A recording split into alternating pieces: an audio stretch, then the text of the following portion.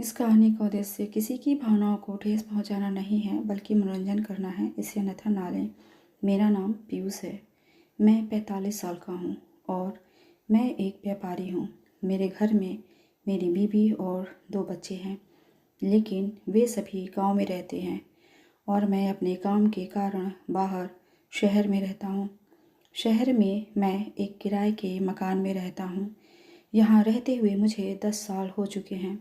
मेरी जितनी जान पहचान मेरे गांव में नहीं होगी, उससे कहीं ज़्यादा जान पहचान मेरी यहाँ शहर में हो गई है। मैं महीने में 1-2 बार ही अपने घर जा पाता हूँ। आप लोग सोच रहे होंगे कि मेरा परिवार होते हुए भी मैं यहाँ अकेला क्यों रहता हूँ। तो इसकी एक ख़ास वजह है, मेरी माँ। जी हाँ दोस्तों, मेरी माँ को शहर में रहना अच्छा नहीं लगता। माँ की देखभाल के लिए मेरी पत्नी गांव में रहती है। मेरी बीवी बिल्कुल गांव की औरत है। उसे शहर के रहन सहन में मज़ा नहीं आता। उसके उलट मुझे बस शहर में ही अच्छा लगता है। शादी के पहले से ही मैं बहुत शौकीन रहा हूँ। जब से मैं गांव छोड़कर शहर में रहने आया हूँ, मेरे पास पैसों की कोई कमी नहीं रही और पैसों के कारण ही मेरे कई अच्छे दोस्त हैं।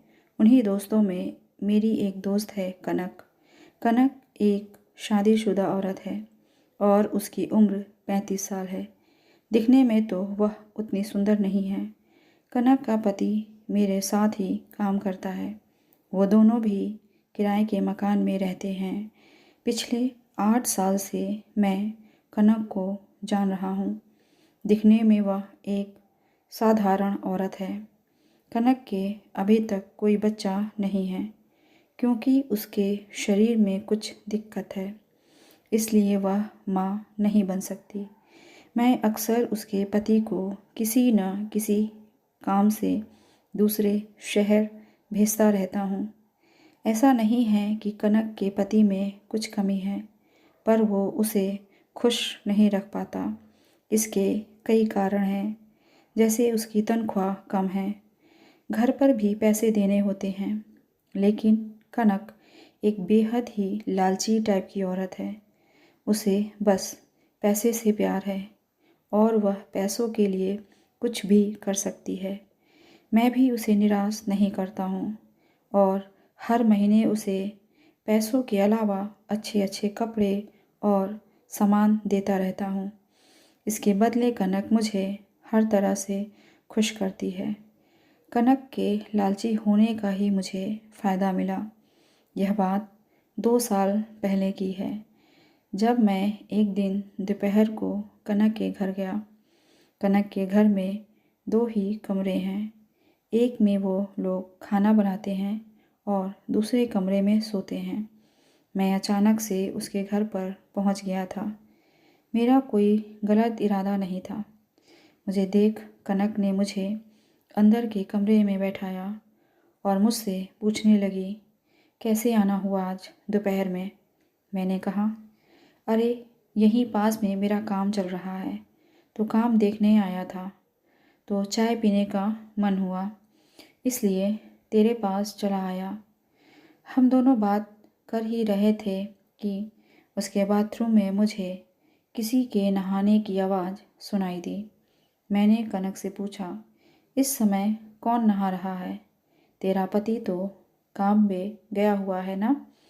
कनक बोली, अरे बगल वाली लड़की है, आज उसके घर पर पानी नहीं आया तो मेरे घर पर नहाने चली आई। इसके बाद कनक चाय बनाने के लिए किचन में चली गई।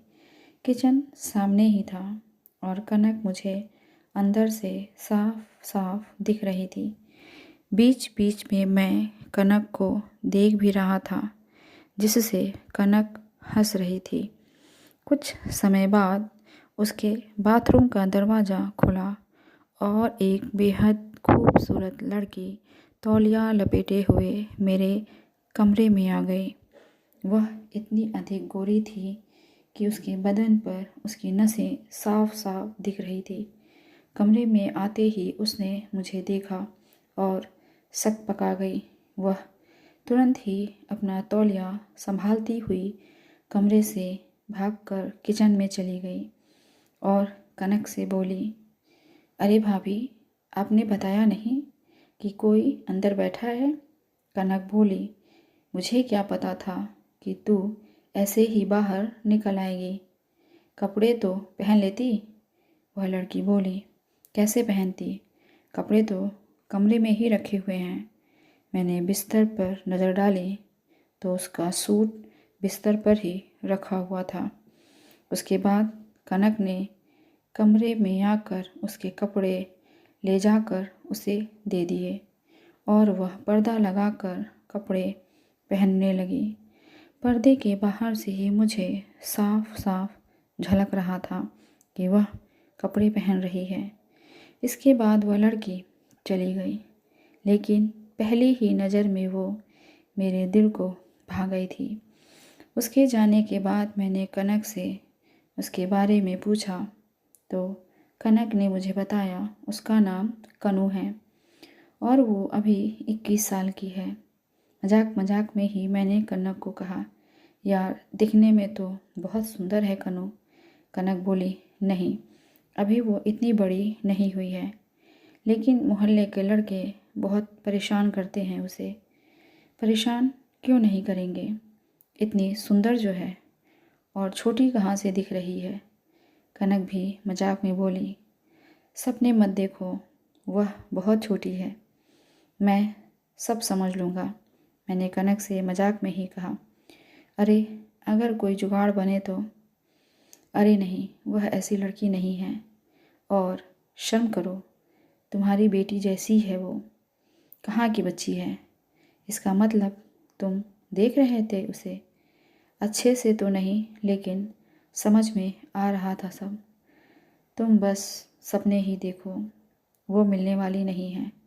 अरे कोशिश करना, अगर मिल जाए तो। मिल जाए तो क्या? जो कहेगी वो दूंगा तुझे। अरे बहुत मुश्किल है, फिर भी देख ले, फ़ायदा तेरा ही होगा।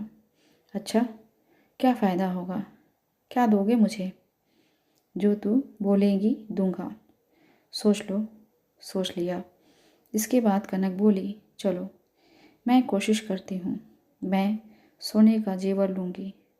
बिल्कुल, एक सोने की चेन पक्का दूंगा। चलो फिर तो मैं ज़रूर कोशिश करूँगी, शायद मुझे चैन मिल ही जाए तो तेरी चेन पक्की। इसके बाद मैं आए दिन कनक के घर जाने लगा और उस लड़की को देखता था। धीरे धीरे वक्त बीतता गया और इस बात को 8 महीने से ज़्यादा का समय बीत गया था।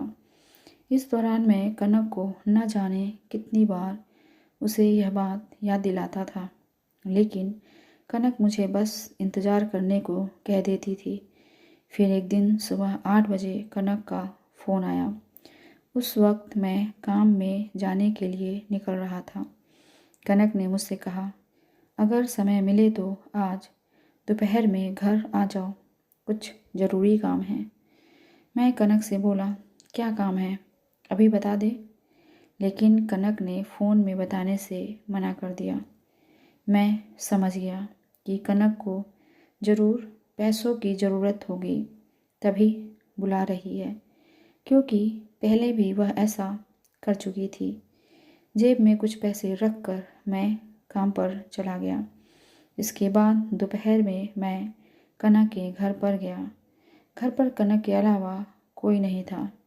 कनक ने मेरे लिए चाय बनाई और हम दोनों चाय पीते हुए बात करने लगे। कनक ने मुझे बताया, कनू को मैंने मना लिया है और वह एक दिन के लिए तुमसे मिल सकती है, लेकिन वह तैयार नहीं हुई है, बस पार्क में हमारे साथ समय बिताएगी। मैं बोला, बस समय बिताने के लिए मैं तुमको सोने की चैन दूंगा। कनक बोली, देखो, मैंने कनू को इतने के लिए मना लिया है, अब आगे तुम जानो, और अगर तुम सफल होना तो मुझे दे देना, वरना मत देना। कुछ देर सोचने के बाद मैं बोला, चलो ठीक है, मैं कोशिश करता हूँ, लेकिन मैं उसे लेकर कहाँ जाऊँगा। कनक बोली, अब तुम समझो कि कहाँ ले जा सकते हो। मैं उसे लेकर सुबह निकलूँगी और मैं अपनी चाची के घर चली जाऊँगी। तुम कनू के साथ चले जाना। मैं बोला, चलो ठीक है, मैं कोई जगह देखता हूँ, इतना बहुत है मेरे लिए। इसके बाद उसने दरवाज़ा बंद किया और मैं वहाँ से वापस आ गया। अब उस दिन के बाद मैं बस यही सोच में पड़ गया कि आखिर मैं कनू को लेकर कहाँ जाऊँ। अगर उसे होटल में ले जाता हूँ तो कहीं कोई दिक्कत ना हो जाए। ऐसा ही सोचते हुए मुझे 1 हफ्ता हो गया, लेकिन कोई भी जगह समझ में नहीं आ रही थी। फिर रविवार के दिन मैं अपने एक दोस्त रवि के साथ बार में बैठा हुआ शराब पी रहा था। मेरे बारे में उसे सब कुछ पता था। पीने के बाद मैंने उससे अपनी बात बताई। भाई, ऐसी बात है, तू कुछ बता, कहीं जगह की व्यवस्था हो तो। वह बोला, जगह का इंतज़ाम मैं चुटकियों में कर सकता हूँ, लेकिन मुझे भी कोई फ़ायदा होना चाहिए। मैंने कहा, मेरे पास तो ऐसा कुछ भी नहीं है, तू अपना देख ले। फिर मेरा दोस्त बोला, मेरी नज़र में मेरे दोस्त का फार्म हाउस है, वो सबसे सही जगह है। वहाँ केवल 2 नौकर रहते हैं उसकी देखभाल के लिए। मैं उस दोस्त को तैयार करता हूँ और तू कुछ मेरे लिए तैयार कर। अगले दिन ही रवि ने फार्म हाउस का इंतज़ाम कर लिया और अगले रविवार का दिन भी फिक्स कर लिया। उसी दिन मैं कनक के पास गया और उसे सारी बातें बताईं। शुरू में तो कनक मना करती रही, लेकिन फिर मैंने उसे कुछ लालच देकर तैयार कर ही लिया और हमारा रविवार का दिन फिक्स हो गया। मैंने कनक के पति को, जो कि मेरे यहाँ काम करता था, उसको एक काम बता दिया और उससे कहा, रविवार को तुम इस काम को करने के लिए दूसरे शहर चले जाओ। और वह भी तैयार हो गया। अब तक मैंने सब प्लान सेट कर लिया था, जगह भी मिल गई थी और कनक का पति भी बाहर शहर जाने के लिए तैयार हो गया था। लेकिन बस दिक्कत एक ही थी कि क्या कनू तैयार होती है या नहीं। इसके लिए भी मैंने एक ज़बरदस्त बात सोची, लेकिन अभी कनू तैयार नहीं थी, बस मेरे साथ घूमने फिरने के लिए तैयार हुई थी। मैंने अपने दोस्त रवि की मदद से एक फार्म हाउस का इंतज़ाम किया था। मैंने कनक को भी तैयार कर लिया था और 2 दिन के लिए कनक के पति को शहर से बाहर भेजने का भी इंतज़ाम कर लिया था। रविवार को सुबह सुबह ही मैं अपने घर से रवि के घर चला गया और उसके साथ मिलकर हमने खाने पीने का इंतज़ाम किया। हमने वहाँ बनाने के लिए चिकन लिया और साथ में विस्की की बोतलें भी रख ली। 9 बजे के करीब कनक कनू को लेकर रवि के घर पहुँच गई और हम चारों रवि की कार से फार्म हाउस के लिए निकल पड़े। लगभग 2 घंटे के सफ़र के बाद हम सभी लोग शहर के बाहर एक छोटे से गांव में पहुँचे, जहां पर फार्म हाउस था। हम लोग फार्म हाउस में गए। वहां पर 2 नौकर, एक काम वाली थी। जब हमने फार्म हाउस का दरवाज़ा खोला और अंदर गए तो वहाँ का माहौल काफ़ी अच्छा था। दोपहर के 12 बज रहे थे और हम सब ने मिलकर पहले खाना तैयार किया। मेरी नज़र तो बस कनू पर ही टिकी हुई थी और लाल सलवार सूट पहनी कनू बहुत सुंदर लग रही थी। कनक बार बार मेरी निगाहों को देखकर सब समझ रही थी और उधर रवि भी अपना माहौल बना रहा था। कुछ देर बाद हम सब ने खाना खाने के लिए ज़मीन पर ही दरी बिछाई और सब लोग साथ में बैठकर खाना खाने लगे। मैं और रवि चिकन के साथ विस्की का आनंद ले रहे थे और दो दो पैग अंदर जाने के बाद हम दोनों को नशा छाने लगा। फिर मैंने कनक से कहा, जब तुम दोनों साथ में आई हो तो विस्की में भी हमारा साथ दो। पहले तो कनक मना करती रही, लेकिन मैं जानता था कि कनक पी लेगी, क्योंकि पहले भी मैंने उसे विस्की पिलाई है। जल्द ही कनक विस्की पीने के लिए तैयार हो गई, लेकिन कनू अभी भी मना कर रही थी। जब कनक को नशा छाने लगा तो कनक ने खुद ही कनू के लिए पैग तैयार किया और अपने हाथों से उसे पिलाया भी। जल्द ही कनू और कनक को भरपूर नशा छा गया था। इसके बाद मैंने विस्की का आखिरी पैग तैयार किया और मैंने कनू को और रवि ने कनक को अपने हाथों से विस्की पिलाई। खाना खाने के बाद हम चारों ही पूरी तरह से नशे में चूर हो चुके थे।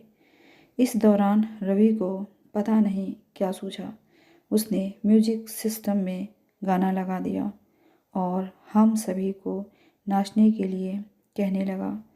रवि तो कनक के साथ बाहों में बाहें डालकर नाचने लगा और मैंने भी इस मौके का फ़ायदा उठाकर कनू के साथ नाचने लगा। पहले तो कनू थोड़ा हिचकिचा रही थी, लेकिन जल्द ही वो सामान्य होकर मेरे साथ नाचने लगी। माहौल बेहद ही खुशनुमा हो गया था। फिर कनू की नज़र उन दोनों पर गई और वो नज़ारा देख कनू ने बड़ी बड़ी आंखों के साथ शर्माते हुए मेरी तरफ देखा। मुझे देख वह और शर्मा गई और अपनी आंखें नीचे कर ली।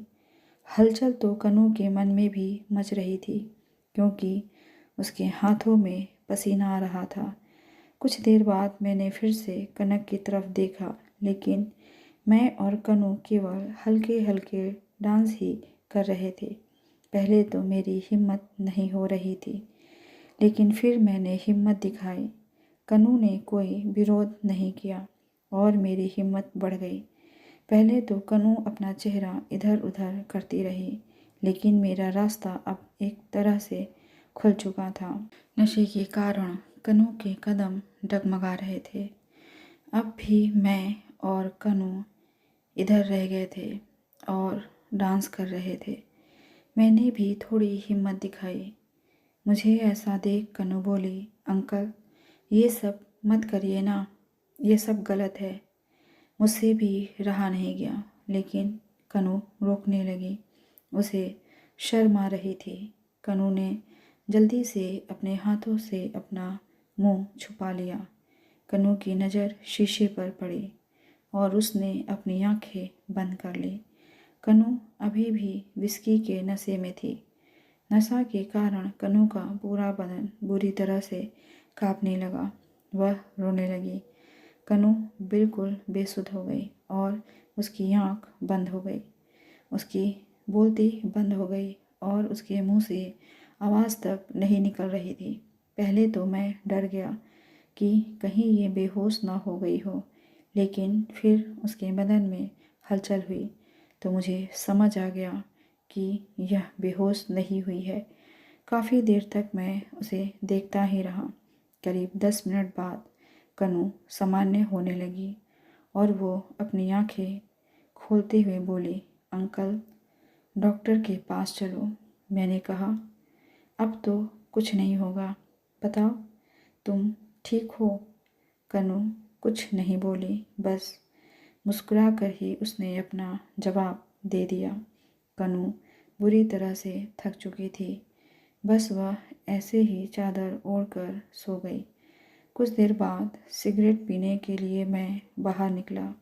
बाहर मैं सिगरेट पी रहा था और तभी मेरी नज़र एक कमरे में गई। मैंने दरवाजे के छेद से अंदर देखने की कोशिश की, लेकिन कुछ नज़र नहीं आया और मैंने थोड़ा सा धक्का दिया तो दरवाज़ा खुला हुआ था। फार्म हाउस का नज़ारा बहुत सुंदर था। इतना मज़ा आ रहा था कि मन ही नहीं भर रहा था। अगले दिन सुबह हम लोग फार्म हाउस से वापस आ गए और सब अपने घर चले गए। मैंने कनक से किया अपना वादा पूरा किया। एक सोने की चैन उसे गिफ्ट की। मैं आए दिन दोनों को कुछ ना कुछ गिफ्ट देता रहता हूँ। कैसी लगी आपको ये कहानी कमेंट करके ज़रूर बताइएगा। मिलते हैं अगली कहानी के साथ। धन्यवाद।